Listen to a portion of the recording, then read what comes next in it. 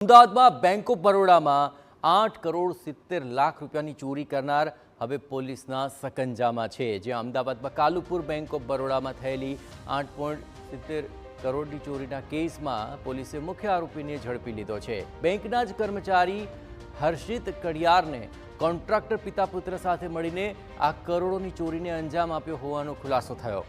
આરોપી હર્ષિતે અહીં 13 મેની રાત્રે રાજકોટ જતી રકમમાંથી 8,70,00,000 રૂપિયાની ચોરી કરી લીધી અને આ ચોરી કરેલા રૂપિયા લોખંડની પેટીમાં મૂકી દીધા હતા। આ પેટી ભંગારનો સામાન વેચવાના બહાને બેંકમાંથી બહાર કાઢવામાં આવી અને રૂપિયા પોતાના ઘરે જ પહોંચાડી દીધા। આ ગુનામાં મદદ કરનાર કોન્ટ્રાક્ટર ઝુલ્ફિકાર અંસારી અને તેનો પુત્ર સુલતાન અંસારી સામેલ હોવાનું પણ ખુલી રહ્યું છે। જે ગુનામાં સંડોવાયેલો આરોપી હર્ષિતની સોલા પાસેથી ધરપકડ કરી અને 2,20,00,000 રૂપિયા રોકડ કબજે કરી લેવાય છે। તારીખની રાત્રે આ પૈસા આ જે લેબર કોન્ટ્રાક્ટરો છે એને અને પોતાના બેંકના મેનેજરને આ જે ત્યાંથી પેટીઓ જે છે પેટીઓમાં કાઢી હતી અને પેટીઓ જે છે એ પોતાના બેંક મેનેજરને અને ત્યાં હાજર અન્ય જે આ લેબર કોન્ટ્રાક્ટરોને એ બધાને એવું જણાવેલું હતું કે આ જે છે એ ભંગારનો સામાન છે અને એને વેચવા કાઢવાનો છે। એ રીતે મોડી રાત્રે લગભગ 8, 8:30, 9 વાગ્યાની વચ્ચે એને આ સામાન ત્યાંથી ખસેડી અને પોતાના ઘરે લઈ ગયેલો હતો।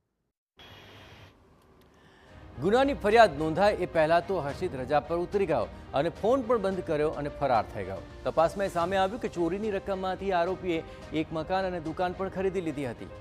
આરોપી હર્ષિત કડિયાર ચોરીના નાણાંથી ક્રિપ્ટોકરન્સીમાં ટ્રેડિંગ કરતો હતો અને વિનાશ નામનું એક ક્રિપ્ટો વોલેટ પણ મળી આવ્યું છે। ઉપરાંત બેંકમાં નોકરી કરતી વૈશાલી નામની મહિલાને તેણે 23 લાખ રૂપિયા આપ્યા હોવાનો પણ ખુલાસો થયો। એ સિવાય ચોરીમાં મદદ કરનાર કોન્ટ્રાક્ટર ઝુલ્ફિકાર અંસારી અને તેનો પુત્ર સુલતાન અંસારીની પણ પોલીસે અટકાયત કરી લીધી છે। આરોપી હર્ષિતનો તમામ મિલકત અને ડિજિટલ એસેટ્સ ટાંચમાં લેવાની કાર્યવાહી શરૂ કરી છે। તમામ મિલકતો એને ખરીદી લે છે, જેમાં એક મકાન છે, એક દુકાન છે, એક છોટા હાથી છે। તો આને જે વૈશાલીબેનને મકાન મેળવવા માટે 23 લાખ રૂપિયા આલેલા છે। આ તમામ જે બીએનએસનો નવો કાયદો છે એમાં જ્યારે પ્રોસીડ્સ ઓફ ક્રાઇમમાંથી મેળવેલી કોઈ પણ રકમથી જો કોઈ વ્યક્તિ કોઈ વસ્તુઓ ખરીદે છે તો એ વસ્તુ પણ આ નવા કાયદાના હેઠળ ટાંચ થવાના પાત્ર છે। એટલે એ બાબતે કોર્ટને જરૂરી રિપોર્ટ કરવામાં આવશે અને કોર્ટના હુકમ બાદ એ મિલકતો પણ તમામ છે એ ટાંચ લેવામાં આવશે।